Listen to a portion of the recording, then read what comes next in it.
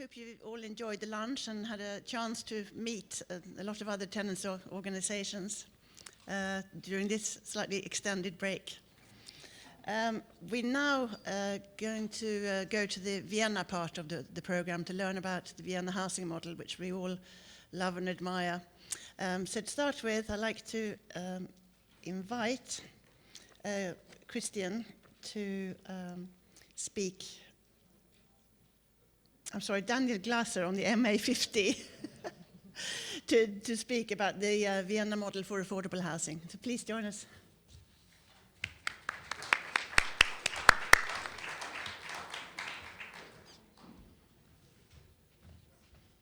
You want to show a movie first? Right? No movie. No movie.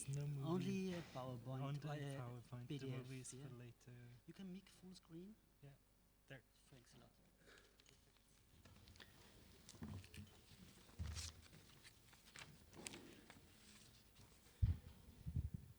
Ja, schönen guten Nachmittag auch von meiner Seite. So, good afternoon. On my behalf, I'm Daniel Glaser. I'm working for the MA50. That's the Municipality Department 50, responsible for support of housing, and I'm the expert for supported subsidized housing. And I can give you an overview, and I have the honor to do this, on social housing and our tools in Vienna. What are our instruments, tools, objectives? And the ongoing question is, what is Vienna doing for affordable housing? And the answer is a very brief one and a very simple one. Vienna is operating for 100 years very active housing policy. So for more than 100 years. And this will be the focus on the presentation. So an active housing policy, what does it mean? What are the objectives of such a policy? And what would it differ to a passive or non-active housing policy? I'd like to structure the presentation in a way that I will depict 5 objectives, talk about them, and I think for active housing policy we need a very inclusive housing policy. This means that social housing should not only target people that are rather poor, but should really address the broad layers of society. Then we also need to have a non-profit sector, and this is still here, Vienna, and we are lucky in this respect. And maybe it is not really in existence in other European countries. And for active housing policy, you also need a good policy regarding estates, real estates, and also safeguarding sustainability, especially sustainable tools of financing.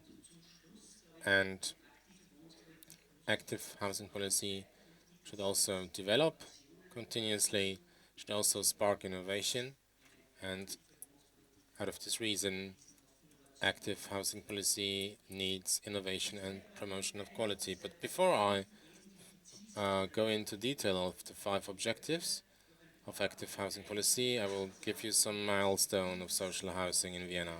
On the slide, you see the so-called Karl Marx Hof. Some of you will also have a visit tomorrow. And like I mentioned, for about 100 years, Vienna has been very active in housing policy, very active housing policy. It started in the 1920s with the first Social Democrat formed city government, where in 1923 a housing program was initiated. Within 10 years, 65,000 community apartments were created, and they are still belong to the city of Vienna. And that's the basis of it. After World War II, reconstruction and eliminating housing crisis was the first objective. And this was also tried to be solved by a reconstruction program. And in the 1960s, the so-called housing crisis was then declared as ended. And also community housing was then established. very much. In the 1970s, the focus was on to sensible renewable of urban areas, and renewal was important, and also trying to improve living and housing quality for most of society citizens. And at the beginning of the 2000s, so after the millennium, we had the program of thermal insulation, where we can say that active housing policy is also active climate protection policy. And all those milestones of the past now got us to the fact that we have a very privileged situation in Vienna. From those 900,000 units of apartments we have in Vienna, about 220,000 apartments or units, or 23%, are owned by the city of Vienna. Further 20%, about 200,000 apartments, are um, owned by cooperative organizations. And this 45% are socially focused housing, and this is a big asset for the city of Vienna when it comes to affordable housing. Now, after this brief introduction, let's move on to the 5 objectives I mentioned before. I mentioned it already. Active or inclusive housing policy. It's an inclu- based on inclusion, focusing on the big layers of society, not only the so-called poor layer of society, but also the so-called middle class or even the upper middle class. In Vienna, we can say that about 80% of all households have a potential access to subsidized housing. So this is also a focus on the upper middle class. And that is why it is also very important that we have a good balance between providing middle class with housing, but also providing housing for the socially, financially poorer layers. So we have a system of subsidies that is attracting various target groups, so that we can cover them and we can offer them housing according to their financial needs. Why is it so important? So why are we focusing on inclusive housing? So this slide that might look a bit complex, but complicated, will show it. Probably that the free market, the free rent market, is not in the situation, it's not possible to offer affordable housing for the middle class or upper middle class. I'll give you an example.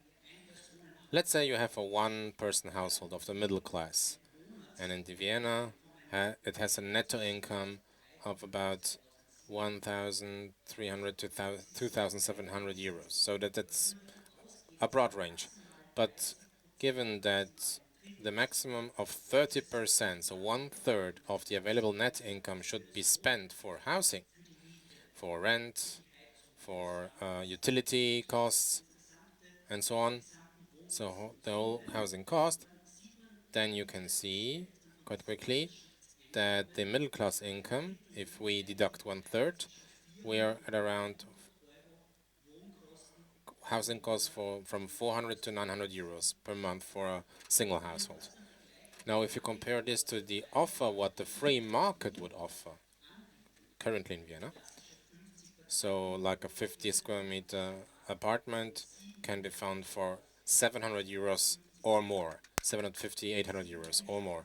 So you can see that also the upper middle class is really not in the position to get to affordable housing given the conditions in the free market. Now, the subsidized housing, you can see this in red, has the same apartment, same quality, same size, to a price of 300 to 500, 550 euros. So the subsidized apartments, so although they have the same quality or same quality like the free market apartments, are cheaper. And how can we do this? So the simple answer to this would be that in the subsidized field, we do only have a very calculated small margin. But in the free market, the margin, limitation of the margin doesn't exist. It's open. So it's just what the market would offer. And if we see posters by protesters, one of the big protests of tenants in Berlin last year, with the slogan "No profit from rent," and then often you tell, well, this is not realistic, that's naive. But the fact is that with the Vienna system of social housing, we have this common and welfare approach, and this means that our part is a part of housing where we have limited margin and we have housing that is affordable, and we can do this very good and with actually higher quality than on the free market. This common approach on housing, this community approach, some of you will know this maybe also from your country or had it in your country, like in Germany, where this was then abolished in the 1990s. Now, this limited profit housing associations, those cooperatives, they are subject to the corresponding law, and they have a cap on the margin. The profits they still have then have to be reinvested in social housing. They are subject to the cost rent principle, meaning that the rent serves only to refinance investments. And there is also a so-called generation contract, where the tenants in social housing that they have to pay rent after investment is concluded, and those funds are being used for new projects or reinvested in social housing, and so the affordable housing is prepared for the next generation.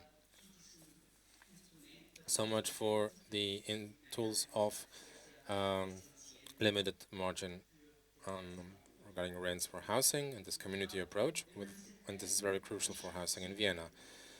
And if we see the business model like subsidized housing, so not for profit orientation, and if we compare it to the free market margin oriented housing, if we compare those two business models to one another, and if we just apply the margin formula for real estate investment, you can see on the one hand you have a margin of 2.5%, and on the other hand the margin is 5%. And this difference will lead that with 2.5% margin the rent will be €4.40 per month and square meter, regarding total building cost of €2,000. And in the free market area, so the margin is double high and the net rent for the same project double high. And this depicts quite well, if you compare those business models, that as soon as the expectation of the margin transcends a certain threshold, the rent will be very high, cannot be paid, cannot be afforded, and that is why the community segment in the housing market for affordable housing is essential.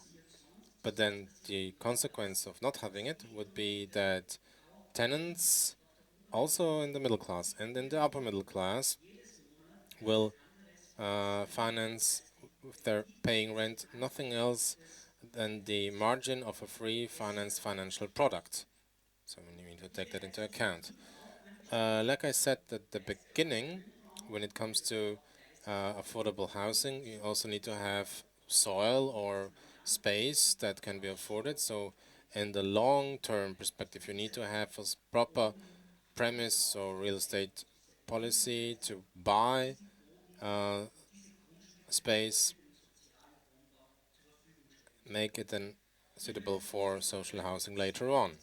And here I would like to focus on two tools that Vienna is using. Firstly, in 1984, the city of Vienna has initiated the Housing Funds Vienna. This fund will buy real estate and soil, make it usable for construction, and is then offering it to affordable condition to social housing. This is a very long-term and project and tool, and very well established. And after 40 years of history, we can say that there are a lot of reserves regarding real estate that we can make use for community housing and or non-for-profit housing. And the new tool that was initiated in June this year is the new dedicated category of subsidized housing. So this is something that is totally new, with no experience, but I think this is a tool that was also discussed vehemently because it is doing something that is not really the norm, the standard in the presence. So the city of Vienna has the prerogative to cap cost of soil or real estate. This is very important. As a city, the city has the option that by means of this dedication of areas for future construction areas, that 2/3 of areas that will be realized for housing will have capped rent. That's currently €4.67, and that the cost of the soil will be €188 per square meter gross value. And this is a very tough tool, very important tool, ensuring that we will have enough space available in order to construct a lot of subsidized housing projects, so that this 45% share on the housing market, that this share will be kept, can be preserved. Fourth point is sustainable financing or funding. I think our financing tools for social or subsidized housing are constructed in a way that we have a long-term approach, and time and again we can safeguard funds for new projects. Briefly, I want to show you this funding policy or the scheme. It's about the costs that are arisen by a building should be covered. We talk about 2,100 euros per square meter of used housing space. This needs to be financed. And then we have the cost of real estate. That's about 188 euros per square meter gross value. And this is capped. And if we calculate it to the netto use area, it's about 230 euros. And then we have additional costs, about 60, 70 euros. But together, we have the area of social housing would cost about 300 euros per square meter of used space. And this need, it needs to be financed by means of bank loans, own equity from the developers, from non-for-profit developers or private developers. And then we have the housing subsidies, that's on the part of the city of Vienna. And you can see that those loans from the city of Vienna have a very long duration of 40 years. be repaid after 40 years and have an interest rate of 1%. So that's a very long and stable, solid funding. And then there are also subsidies that don't have to be repaid. This is like money granted to the developers that we offer for special qualities. So not for the standard apartment, but for very ecological projects, very small projects, but also for smart apartments, which I will talk later about. So that are very affordable. And then we have something unique in Vienna, and those are the tenants' contributions. So even in social housing, some part of construction cost and the prices for real estate can be transferred to the tenants. And this is the tool that we have available. And with it, our funding models for every project can be set and established. And I will give you three main funding options. On the left, here we have the main funding option. We have super funding and smart funding. And the red parts on the cake diagram, we have the loans from City of Vienna and subsidies. Yellow colored are the contributions that need to be paid by the future tenants, and the big chunk in gray color, that's a bank loan or own equity from the developing company. And you can say that the bigger the share of the loan offered by the City of Vienna is, the more affordable the rent will be, and the less contributions from tenants are necessary. And with this kind of a system, we can design various projects. All those funding options can also be put together. So some part of apartments need classical subsidy, then we have smart apartments and corresponding funding, and we can safeguard that we'll have very mixed houses or premises that are attracted to a lot of people from all layers, from rather poor tenants that have smart apartments right up to the middle class or upper middle class, then can use other options that were described. And finally, the part of innovation and quality. I mentioned that active housing policy means to be up to date, to focus on current trends and framework conditions. And you can see this picture in a lot of other European cities. You would think that this is a luxury unit, but we can do this in the same way with subsidized housing in Vienna. And you need tools that also can spark competition about quality. And the most important tool that we have in Vienna since 1995, that's the so-called developers competition. Those that speak German will understand the conceptual awarding of tenders. So, if the fund for housing in Vienna, a real estate fund, is offering now space for development, we will organize a tender because the costs are capped. So this is not the competition on who pays most.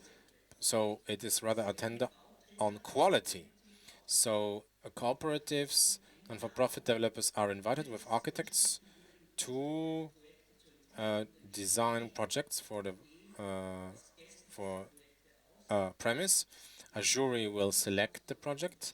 This project then has to be implemented and the quality needs to be delivered, and has also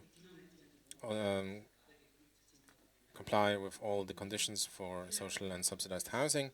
And so we also have the so-called four-pillar model, which is an analysis grid where the quality evaluation of subsidized projects is depicted and is made more transparent. We have 4 pillars: social sustainability, architecture, economic, and ecology, and all those 4 pillars are then further described further detail, and it's about that the jury can make use and evaluate projects with the 4-pillar model, and the objective having very well balanced projects. So this is not about having a project that is top with architecture but doesn't fulfill need with the other 3 pillars. So it is something that needs to be well balanced, that will offer high quality in all 4 pillars.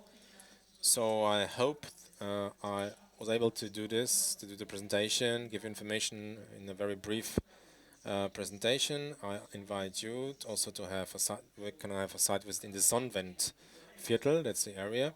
This is something we also visit tomorrow, and I think tomorrow we'll have the option to see it on site and also to talk with tenants.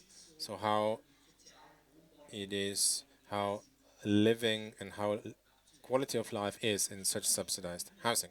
Thank you very much. Thank you for your attention. Looking forward to the visit and wish you a very nice day.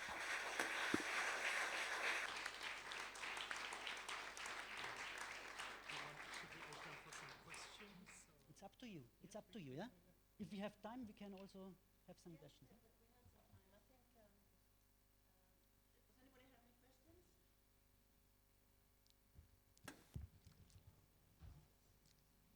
Thank you. May I put my question in English? Of course, yeah, of course. How do you prevent explosion of building codes in Vienna? Because I suppose that a lot of locations are brownfield locations, which are rather complex. So that the building codes tend to raise very fast in cities like Amsterdam. I'm from the Netherlands. How can you prevent that? Yeah, of course, yeah. I can now speak in German. Now, of course, that's right. Yeah, building costs, this is an important topic, and also the building costs in Vienna are rising, yeah. Perhaps not so much like perhaps in Germany or in Munich, but of course, this is a topic, but as I showed before, it's more a question on land costs as it is on building costs. And I think if we solve the problem to keep the land costs on a low level, yeah, of course, it's not so important if the building costs rise by 10 or 15%. I think it's more difficult to keep the land costs low.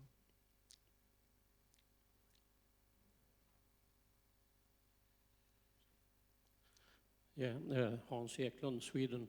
Thank you for a very good and interesting presentation.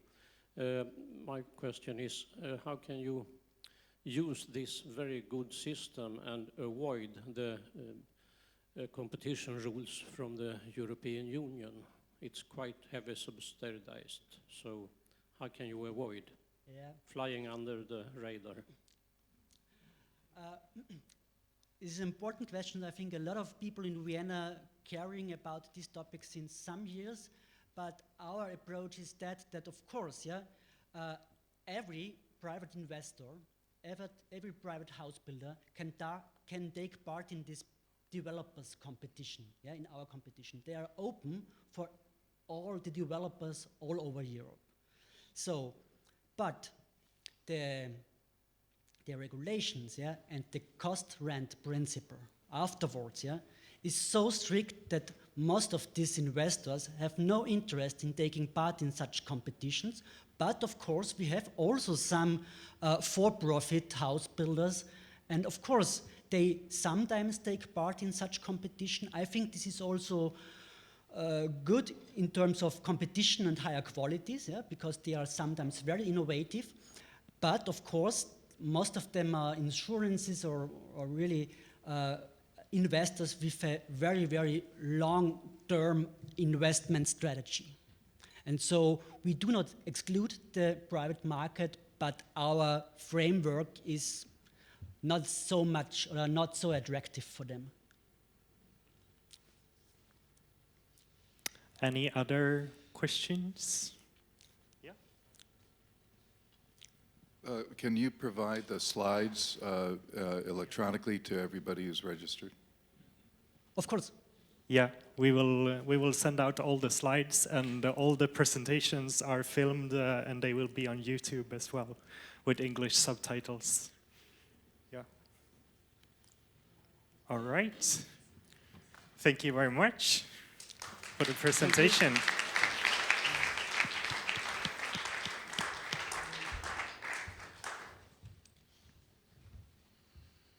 Okay, I'd like to thank Daniel very much, and each time I'm in Vienna, I'm more impressed by the amazing system here, and I hope you all look forward to seeing it for real tomorrow during our study visit. So now, moving on, I'd like to invite, get it right this time, Christian Bartok from Mieterhilfe, which is a Tenancyhelp organization here.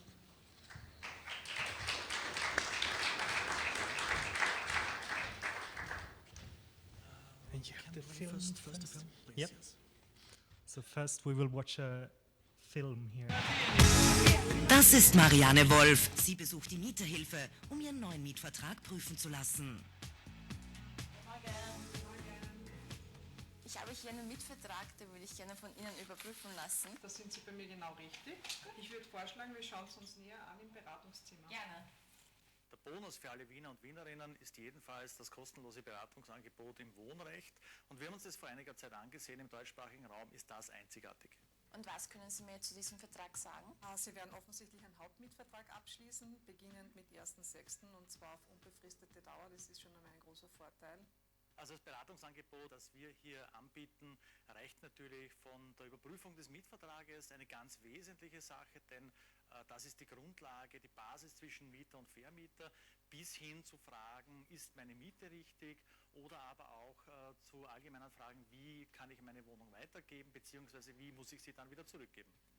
Etwas, das ebenfalls den Wien-Bonus zeigt, ist die Art der Laufzeit der Mietverträge für Gemeinde- oder Genossenschaftswohnungen. Ja, also Wohnen ist nicht nur ein Grundrecht, sondern auch ein Grundbedürfnis, und da ist Sicherheit ein ganz wesentlicher Faktor. Und ein unbefristeter Mietvertrag gibt große Sicherheit. Es ist planbar, ich weiß, dass ich hier in meiner Wohnung verweilen kann. Im Gegensatz eben zu befristeten Verträgen im privaten Bereich haben wir mehr als 3/4 der Verträge, die angeboten werden, nur mehr befristet.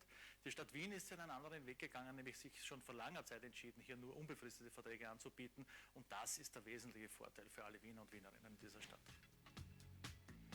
Wichtiger Hinweis für Mietverträge bei privater Wohnungsanmietung: Das Mietrechtsgesetz sieht vor, dass eine Befristung zulässig ist. Wichtig ist, dass man wissen muss als Mieterin oder als Mieter, dass es mindestens für 3 Jahre befristet sein muss. Alles darunter wäre automatisch ein unbefristeter Mietvertrag.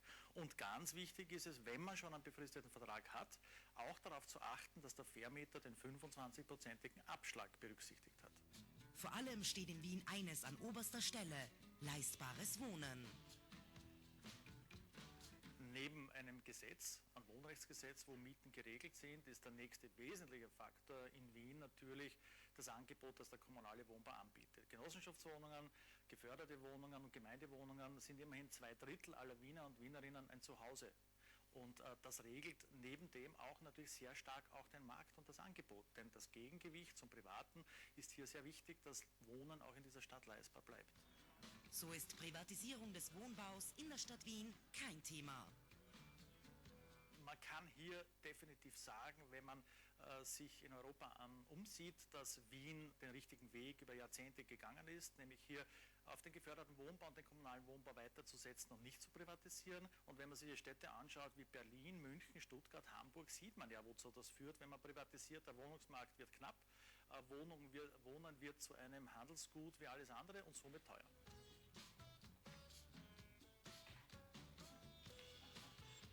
Nicht nur das Objekt, die Wohnung wird gefördert, sondern wenn es mal schlecht geht, gibt es auch die Unterstützung durch die Stadt oder das Land mit Wohnbeihilfe, beziehungsweise hier es möglich macht, weiter in der Wohnung zu bleiben, nicht hinausgeschmissen zu werden. Das ist wesentlich, weil das verursacht ja auch volkswirtschaftlich viel mehr Kosten als eine kurzfristige übergangsmäßige Unterstützung. Ich wünsche Ihnen viel Spaß in Ihrem neuen Wohnung.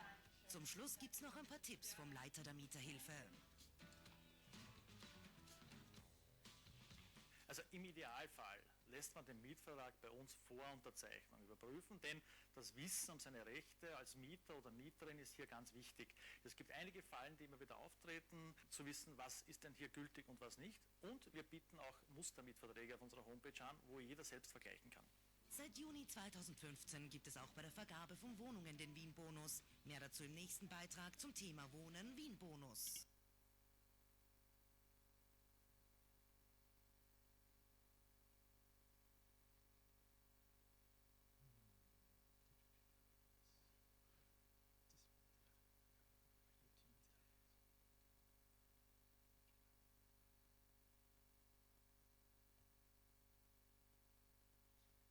Ja, meine sehr geehrten Damen und Herren, vielen Dank für die Einladung, ganz besonders an die Mietervereinigung, mit der wir ja auch immer... Tenants Association, with whom we keep cooperating time and again, and we cooperate very closely here. My name is Christian Bartok, and I'm the head of the Tenant Support Organization. As Daniel said before, 100 years of social democrats in housing policy. When I thought about when I first joined, it was 25 years ago, so that is 1/4 of this century. I have had the pleasure of being active in tenant protection in Vienna, and I hope that I will stay for that long again. As for tenant protection, who are we? We are part of Wohnservice Wien, Habitation Service Vienna, which is a company totally owned by the municipality of Vienna. It has always been important for the municipality of Vienna to support tenants because the more we think about municipal housing, the clearer it is that one of the pillars of this policy is the protection of the tenants. Knowing your rights is very important because even if you have an excellent law, it won't be any good. If you have the best agreement, it won't be any good unless tenants know about it. We have made it our goal to pass this or to spread the word amongst as many tenants as possible, and we're now offering support for all tenants. We also enlighten tenants about their rights, as this is very important when we define the rent and then also tenant protection in Vienna. It is not enough to inform and advise, but Vienna, with its organizations, and in particular also tenant protection organizations, also is combating dishonest speculation. And here it is very important to coordinate our system as a state. Why we're doing this, as the Council has already said when she opened the meeting, tenant protection is a great priority for this city, and I'm proud of that. It is not the same in all cities, which is why it is so important that it should also contribute to affordable housing. I can only repeat that time and again. If tenants know about the permitted height of their rent, that is also important, and then control is also important. So how are we doing that? We're providing advice and support throughout the entire range of habitation issues, but of course we also review rents, and we control whether the legal provisions are met. And here again we have had a very fruitful cooperation again with Mieterhilfe. I cannot repeat that often enough, because it's really great to cooperate with tenant protection associations. What then was the result? We informed and advised tenants. We did a pre-review, and then when we thought that maybe too much had been paid, in cooperation with the tenant association, we then also froze the costs. That also is important because we also then undid the threshold for coming here, and then Mietervereinigung chaired the process. The result is really great because through this we managed to get to find out about excessive pricing by private tenants of about €4 per month and square meter. There are many private landlords who do not comply, and we have greatly increased the number of tenants benefiting.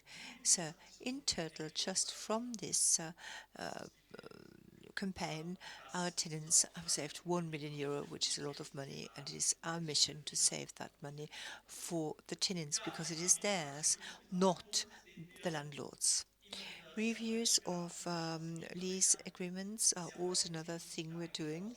We review the agreements, and very often we find clauses that are not valid by the law, because in addition to landlord and tenant legislation, we also have consumer protection legislation, and this validates many clauses in contracts. For instance, many landlords agree clauses such as tenants at the end of the tenancy having to paint the walls anew.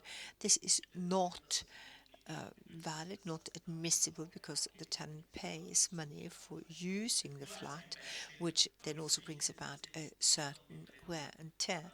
This is just one example why it is so important for tenants to be informed. How do we do that? We do it via the phone and in person, and in addition to our centers at Wohnberatung Vienna at Gurgelgasse, we also now have another location with Mieterhilfe. We provide personal advice.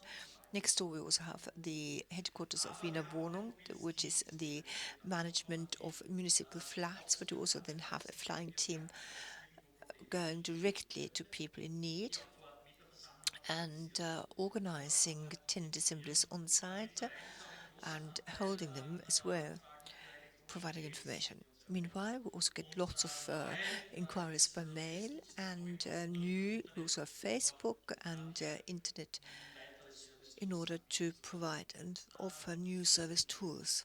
Now, the internet. The internet is quite a good invention because it helps us offer many different services.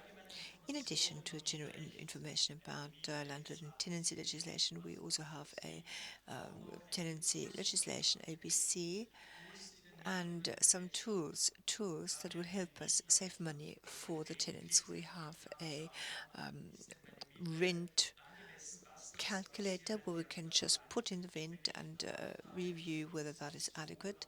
If I have the suspicion that it might be too high, we can get advice from them.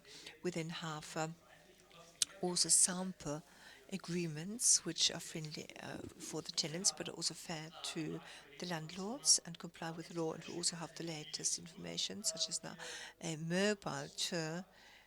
We try and go to the people this autumn, and then again next year we go to very popular spots where we then attract tenants' attention to both the topic as well as to us. And then you can also see Facebook. This is one of the moments where you can always take the phone and then press like, because the more people know about us, the better it is. And this medium, of course, has the great advantage that we can get completely different groups, that is young people. And the next thing would be Instagram, and next year maybe also a YouTube channel.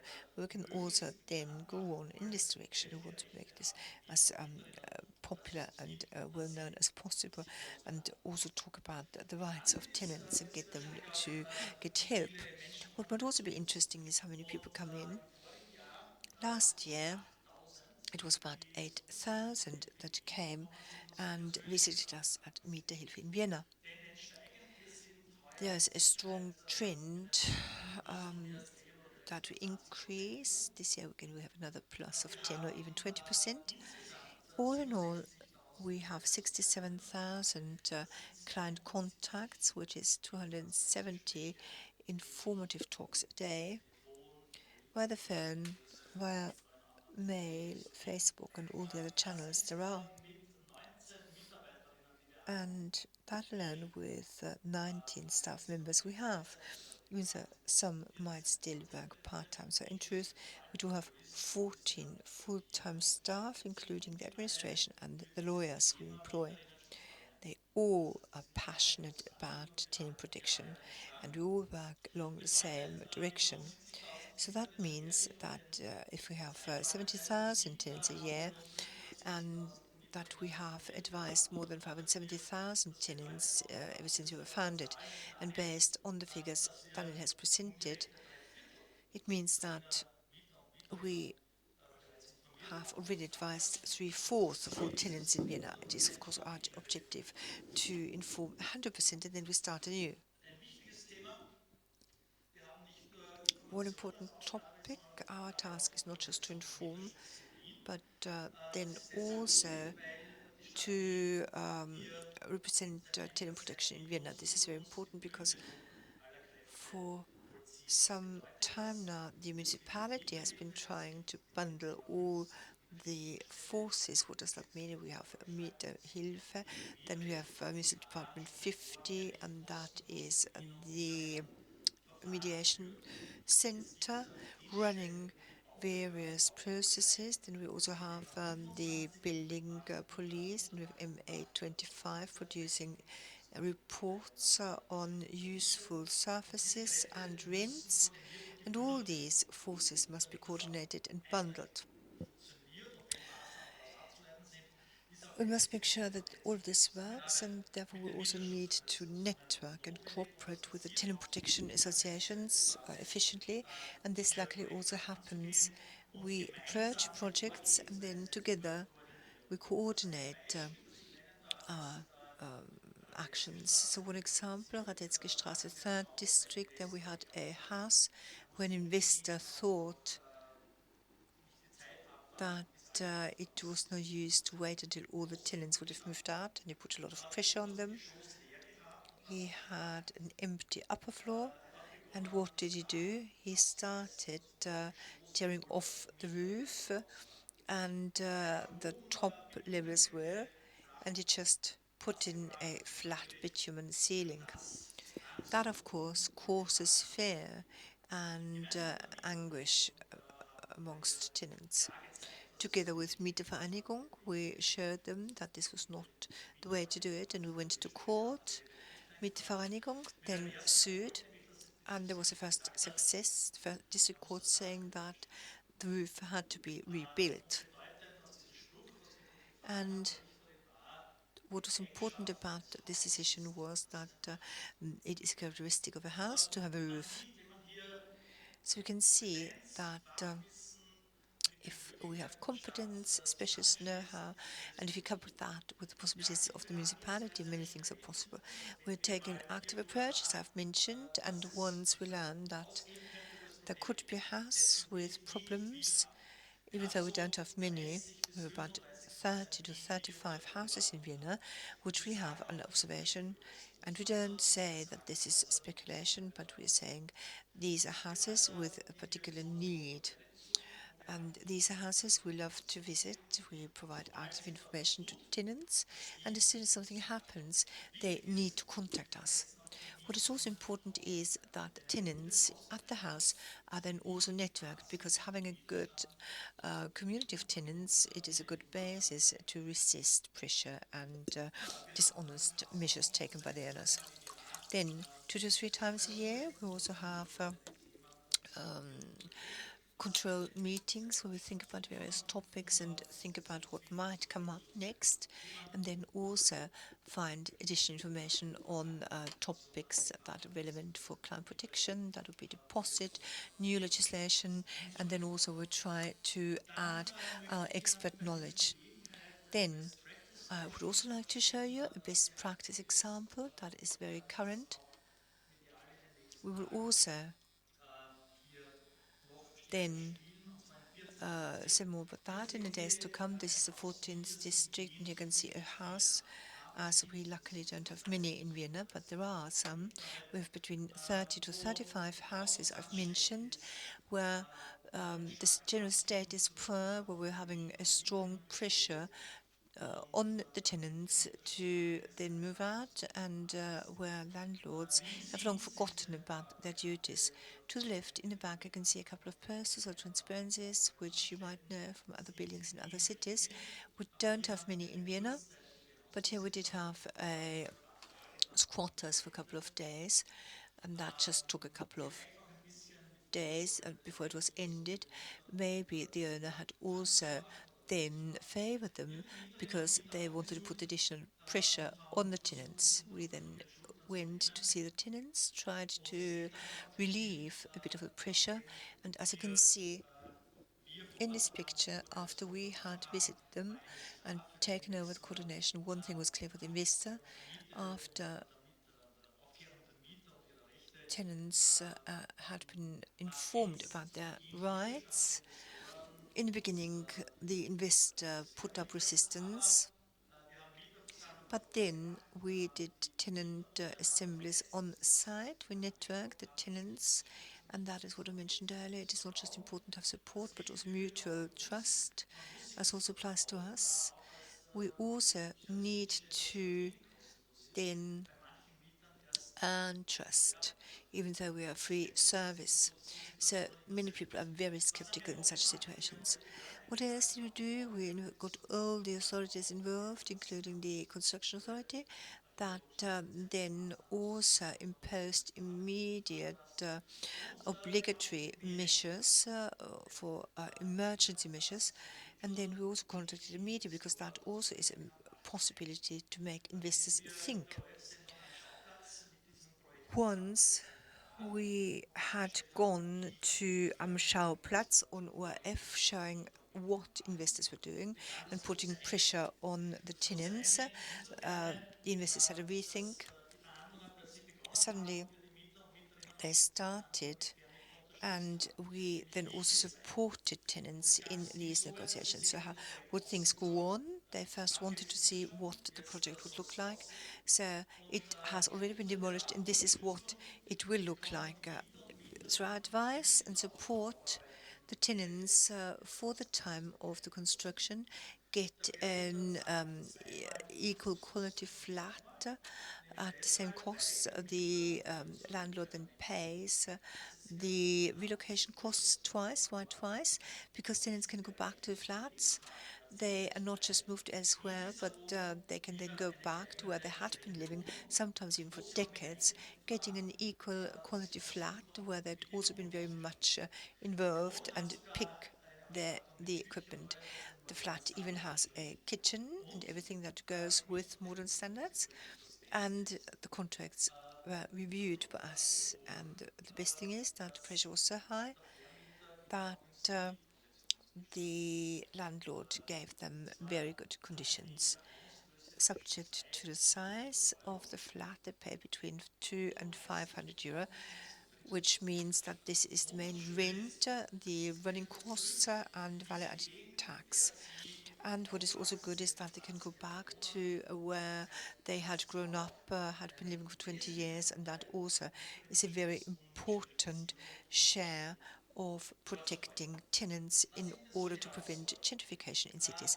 What then are the challenges? As I've just said, gentrification in Vienna is not so prominent, luckily, because we do have this good social mix, but we need to apply measures of this kind or others to make sure that habitation will remain affordable and people are not pushed out to the fringes of the city, especially in the private sector, because here we're seeing most problems where laws are not abided by, where rent is excessive and that without any consequences, and this is what's so bad about it. We do have a good Landlord and Tenant Act in Austria, and we're very proud of that because it's a federal law, but you can see that once when we review contracts in the private sector, 4 out of 5 contracts are not enough, and sometimes we talk about 4.5 euro too much per square meter a month. Now, what does that mean? It means that at the mediation point, we have about 3,000 processes a year, and together with the repayment obligations and the interest rates, that is 12 million euro a year, that tenants can get back, and that is a lot of money. A lot of money that not only benefits the tenants, but also then the economy as a whole, because they actually block themselves. Now here the challenge is that we need to make sure everyone knows that we have a ceiling for rents, but in the future also financial consequences. That has been a long year request of tenant protection associations that if someone asks excessive rents, landlords not only need to pay back excessive rents, but also get at least a financial administrative fine, because it cannot be that each of us, if they steal something in the supermarket, get away without any punishment. And the same applies to excessive rents in the future. And that certainly would also guarantee that we won't see something like that again in the future. Still, our current law needs to be protected and defended, because there are times, attempts time and again to water it down through amendments or abolish it altogether. Quite the contrary is true. There's a very good request, and we keep supporting that. There is a proposal on the table, and that is a universal landlord and tenant act. At present, the situation is very confusing, because not all units are subject to that legislation. We just have those buildings that had been erected before the 9th of May 1945. And there we also have this rent protection. In Vienna, that applies to about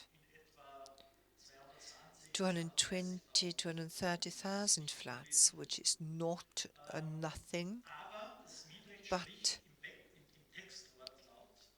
literally the law refers to new build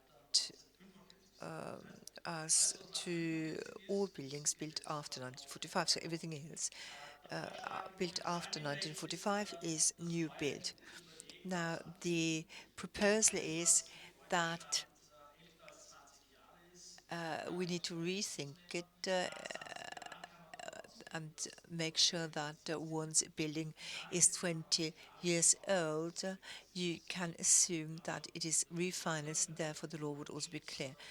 In the buildings benefiting from subsidies, we already have full protection, but it would also be desirable to have it for the private sector as a whole. And then, of course, also then develop the municipal subsidy possibilities, because even though we're quite fit already, we can do even more. And then we're also having new service channels. We're trying to benefit from stronger networking involving all municipal organizations and institutions, and then maybe engage in even more intense international networking, since you can all learn from each other. Me also, when I go elsewhere to other cities, I always bring a gift from Vienna, and then also benefit from what I hear, and I can apply it in Vienna. So thank you very much.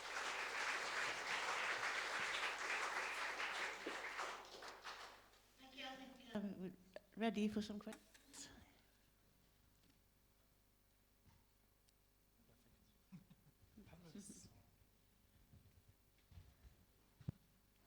Ich versuche es diesmal auf Deutsch. So can also migrants go to the tenants council? Do you have a strategy that they can come to you? Yes, of course. This help is for all living here, also for migrants, irrespective of their status.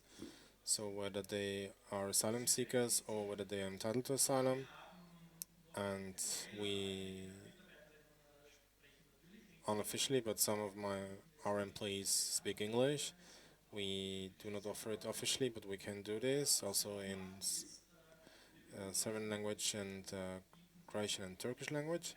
And we also observe where most unfairness happens, and we have to say that this also affects layers of population that do not have a good command of German language, so where pressure can be exerted easier. But here we also have a good network of local support, and there are units in the districts in Vienna that tell us where there are particular problems or issues. Wolf Gassmann from Stuttgart, Germany. You also do work that the Tenants Association do in Germany and also in Austria. I am from Schwabenland, and here people are regarded to be parsimonious, and if there would be an association for tenants in Stuttgart, the association would have not that many employees.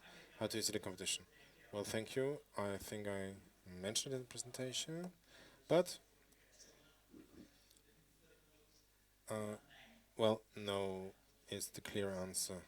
So we are not a competition to the Association of Tenants. I think the association sees it likewise. And this because, one, we also alleviate pressure from the association and we do the first consultancy. And if we think that legal representation is necessary, then we give a recommendation. The recommendation to approach association, because we as a unit support and give help, but we do not represent anyone before court or against authorities. So that is why we coordinated with the association and have very good collaboration.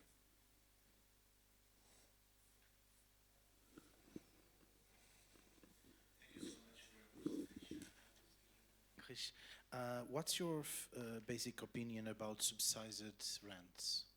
You can answer in German if you prefer. I need a... Okay, he needs a traduction. Can you do translation? Subsidized rents. Yeah. Okay. I'm not good at translating into German. Could someone translate the question into German? If you repeat it in English first. In English, I say, what it's the basic opinion of Christian or Daniel about subsidized rents. I mean, when the municipality, the city hall, or the state, the central state, gives subsidized for rent to a family.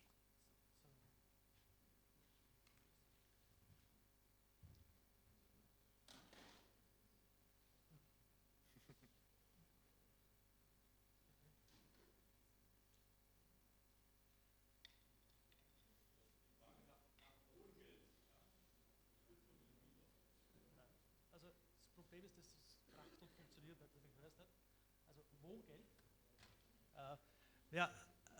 Ich glaube, das... So Mr. Glaser mentioned that we do not offer financial support.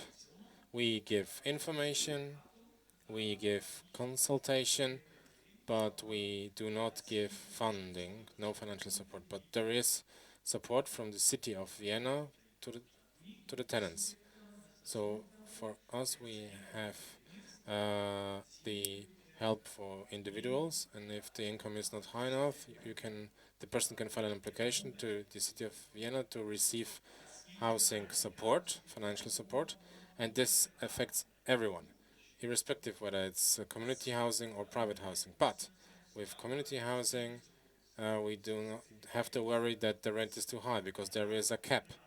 In the private area, in the private field, we have very high rents, so the city of Vienna pays help based on the legally acceptable rents. So we have a cap with category A with €5.84, and this amount is the basis to receive financial support in private field.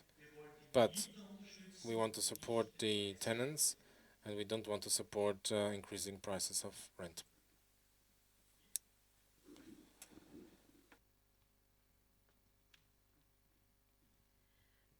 Ich spreche, glaube ich, in Deutsch, ist einfacher. Herzlichen Dank für diese spannenden Ausführungen.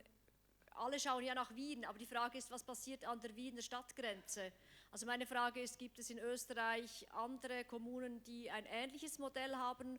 Oder wo ist auch die Grenze jetzt zwischen Wien und Nicht-Wien? Oder wie, was passiert da an der Grenze der Stadt Wien?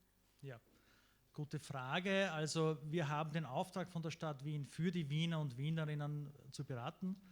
Wenn jemand zu uns kommt, fragen wir ihn nicht, von wo er kommt. Ja? Auch wenn er anruft, fragen wir nicht, von wo er kommt. Also diese Stadtgrenze ist nicht so scharf. Aber um darauf einzugehen, ob es so ähnliche Einrichtungen auch in anderen Städten in Österreich gibt, wir haben uns das vor einiger Zeit angeschaut, nämlich nicht nur für Österreich, sondern auch für den ganzen deutschsprachigen Raum und haben uns 78 oder so in etwa um die 70 Städte angeschaut und etwas Vergleichbares mit der Reichweite, der Öffnungszeit, dem Angebot gibt es im ganzen deutschsprachigen Raum derzeit nicht. So Es I'm gibt interrupting, but no one seems to be hearing the translation. Sorry. Okay.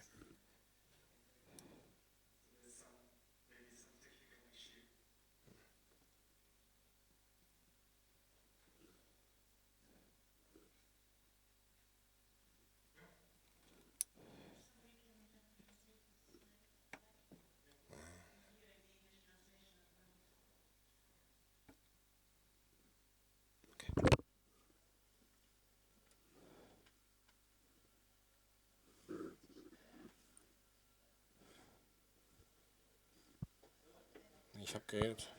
Okay, should be fine.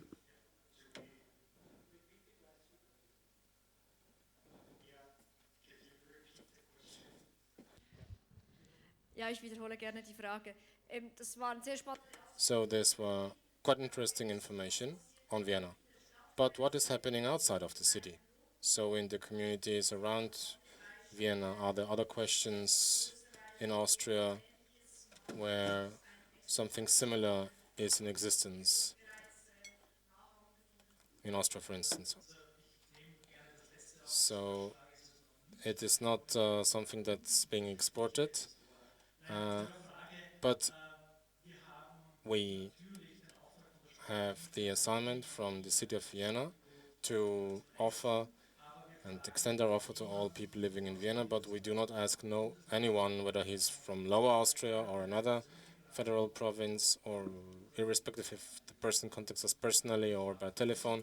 We do not ask where the person is from, so it goes beyond Vienna. We have calls from other federal provinces, from Vorarlberg, so we know it, but we do not ask where people are from and whether there are any other comparable institutions. Well, we checked 70 German-speaking cities, and there is no comparable offer regarding consultancy and opening hours. There are some communities and cities that offer a consultation day once a month.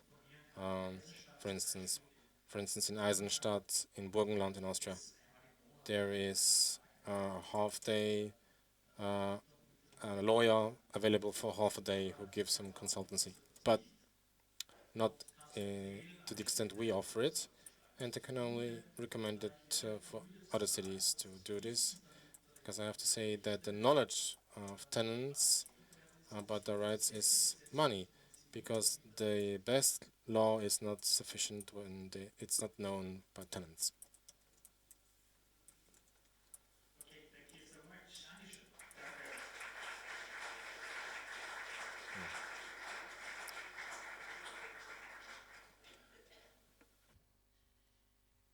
Okay, thank you very much, Christian. And it shows again how a community approach can be so much more successful when we work together. So now we've gone from a multi-channel approach, and whilst at it, thank you to the translators for making this work. We had a slight hitch there, but I've been waiting for it, but it's worked brilliantly. Thank you, translators. So now we've gone from the local approach, so we're now going to the EU, and then we'll have a short coffee break, and then we're going international, just like Marie started her career. and we're going now. So the next initiative is Housing for All, which IUT first heard about in December here in Vienna, when there was a large meeting amongst a lot of countries. And since then, I know they've been working very hard on spreading this. And we in IUT wanted to give the spokeswoman for Housing for All an opportunity to tell you all about this initiative. So I'd like to welcome Karin Zauner-Lohmeyer onto the stage.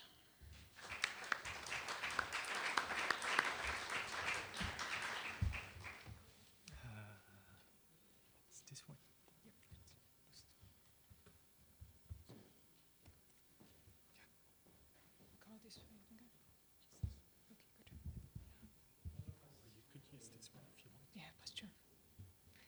Schönen Nachmittag. Good afternoon. I'm Karin Zauner-Lohmeyer, and I'm the speaker of the European Citizens Initiative Housing for All. I'm from Vienna, and I'm employed with the Vienna City Administration, work in community housing. And the last couple of years, I went to conferences in all of Europe and talked to a lot of housing experts and colleagues from other cities. And then you can see something is not really going properly when it comes to the European housing market. Cost of living are very high, housing is very expensive, some people cannot afford it anymore.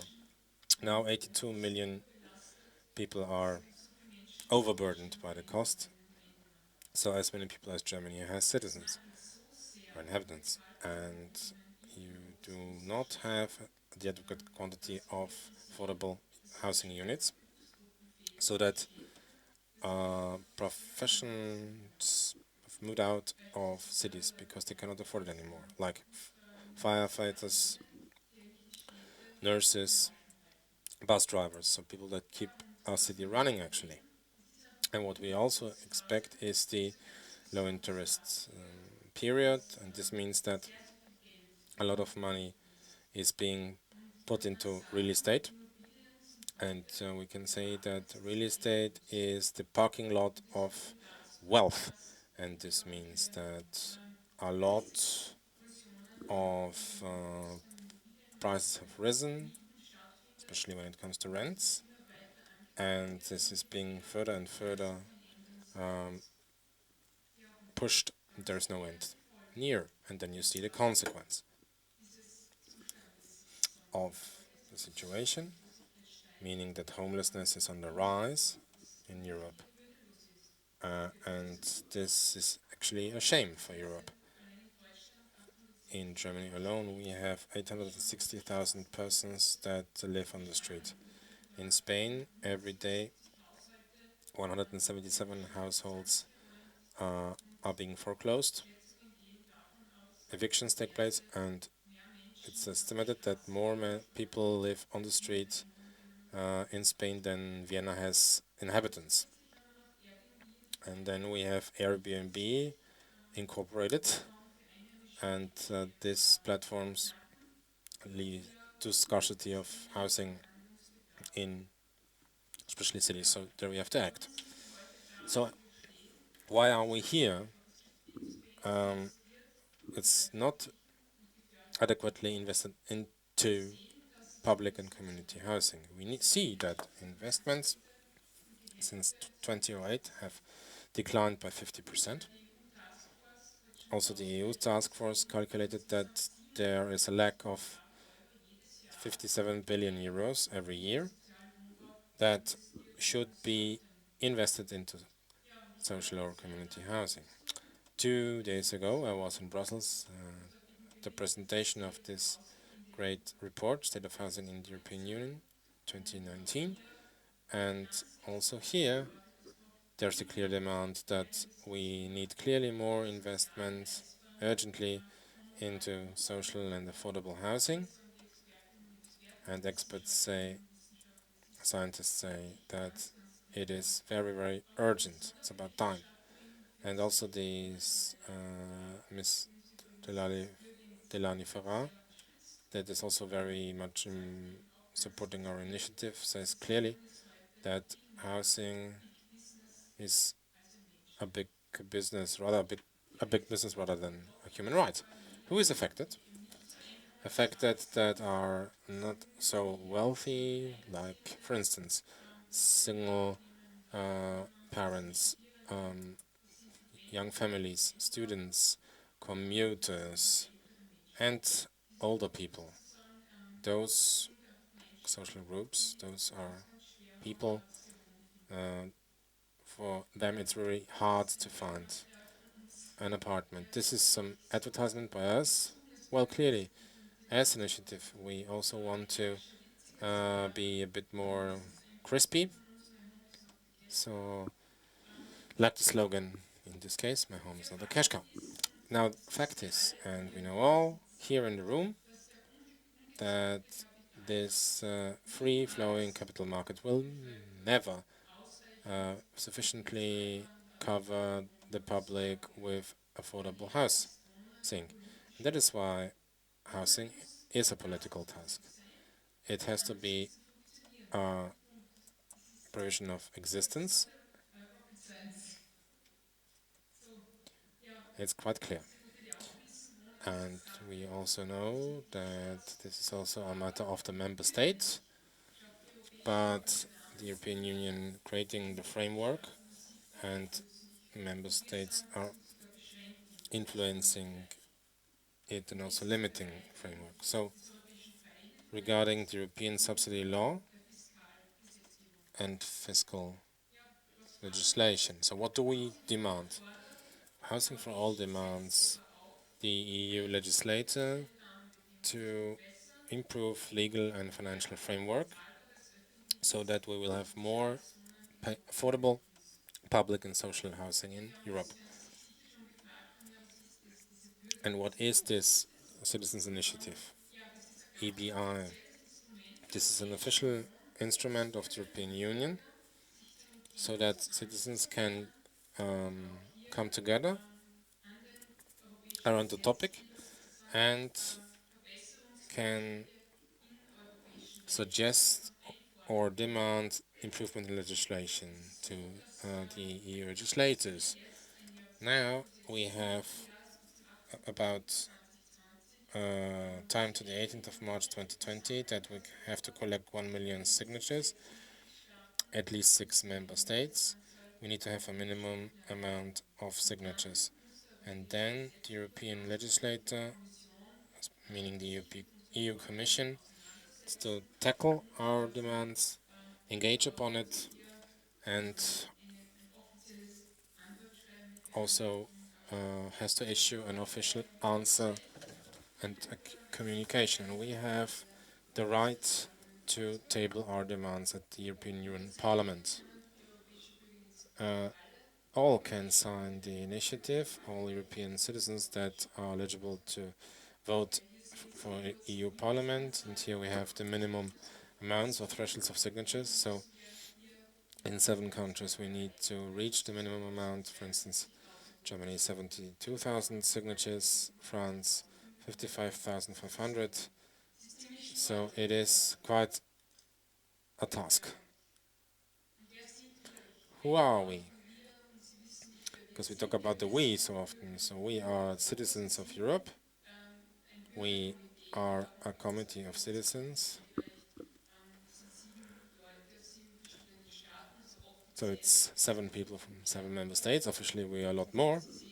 So and we have the participants of Austria, I'm the speaker, Spain, Germany, Croatia, Portugal, Cyprus, and a lot of other countries. We also have citizens and organizations. And then demands. We have 5 demands. How do you establish those demands? You issue or assign top lawyers that are very proficient in European housing law, European law, and check what kind of stipulations can be improved so that we have more social housing in the future in Europe. And in addition, there are already sufficient uni- units. For instance, the European Gender Housing Partnerships. That's a city network that did a lot of groundbreaking work. So that was a good hint for us how to approach it, and we also made use of it. And the first point is very important. This is the subsidy law. Now, regarding these provisions, the subsidized housing should only be made available to the poorest layers of society, and we say that this kind of stipulation needs to be changed because the European Union should not interfere. It has to be a matter of the member state, of the mayors in a city, that who would be eligible to social housing, and we demand that principle of subsidiarity should be respected, so that this paragraph should be deleted. The sentence should be deleted because housing should offer access to possibly all layers. Next point, we want that investment in social subsidized housing will be exempt from the master criteria of the debt break. We cannot see and do not accept that those investments are debt. Those are investments and should be tackled fiscally, seen as investment. So we need to have an exception and the better access to financial tools. So we need a clear signal also from the European lawmakers' reaction to the situation of the European housing markets. Fourth demand is regarding Airbnb and so on. This is a really dramatic situation in the city, especially those that are very shaped by tourism. Thousands of apartments, of flats are rented on a short-term basis.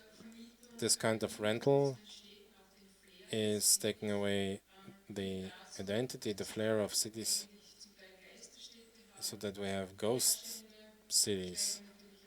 You have a lot of units that are idle.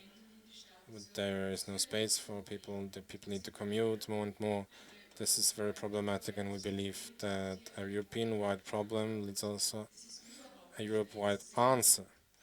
It cannot be acceptable that the hotel companies are paying tax, but Airbnb hosts are not really so in solidarity regarding tax payments. And the fifth demand, it is so important that we have data on the housing situation in the cities, in the urban areas. And this is demanded by the European Union from the lawmaker that the change will take place. We need standardized process data, how people live in urban areas, what kind of need they have, how the costs look like, so that we have a good decision basis for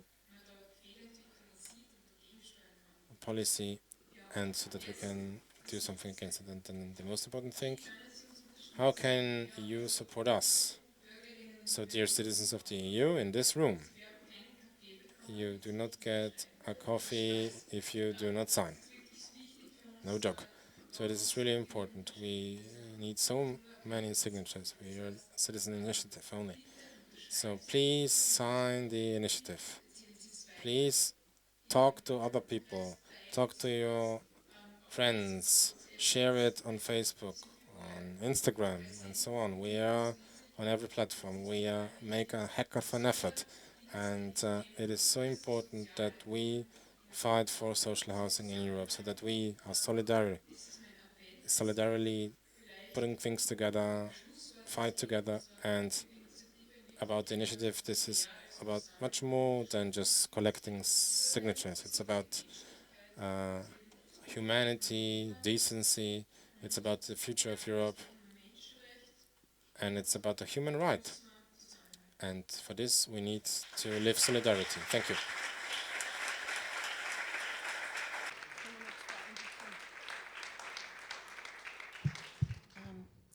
think Karin and her colleague Lucas will be available to take questions, but if anybody has any public questions now, I'm sure we can take them now. So.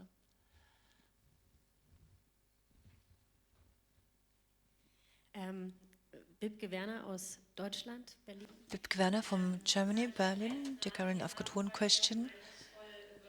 Today we have already heard from Vienna, very impressively, especially Vienna is actually exceeding this principle a bit with municipal construction subsidies, saying, well, we're providing social housing for many income strata. So has the EU already learned about that? Because we're getting attention. We've heard about that in the Netherlands, but what about Austria? On the one hand, it would be bad if that produced consequences. On the other hand, we could also maybe fight for that on the legal side so that these EU subsidy rules might be questioned. That is a very good question. Because what is funny is that it is especially our approach that we want to offer housing for broad strata is what makes the Viennese model so famous. Now, the subsidy regulations in the EU run counter this approach, and that definitely is an interesting question. How can we handle that? How can we deal with that? If something like that happens, we have not yet had that in Vienna so far, but if it did happen and if our subsidized housing, our housing model started to tumble, maybe we would get a revolution here in Vienna because people here would not like that. They would not abide by it. But of course the fact is, here we clearly have an ideological difference, whether we want to have politicians to interfere strongly, as we do in Vienna, where we protect tenants so much and even help them via the media to get their rights, or whether, on the other hand, you have policies that want to push back the government and secure housing only for the poorest of the poor. This is purely a political question, an ideological question, and personally, I'm deeply convinced that when we talk about housing, we need a strong political hand, and that in this count, the politics of the European Union are completely wrong.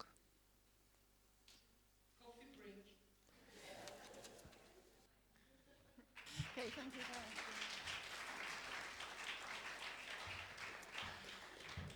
So IUT supports this initiative, but we cannot collect individual signatures. So therefore, it's up to each national union to decide whether they are able to participate. And of course, all of us in the room directly as well, if we wish, we can sign up online. So now we've got a coffee break, and I suggest we come back at about 25 minutes past 3 for the international session.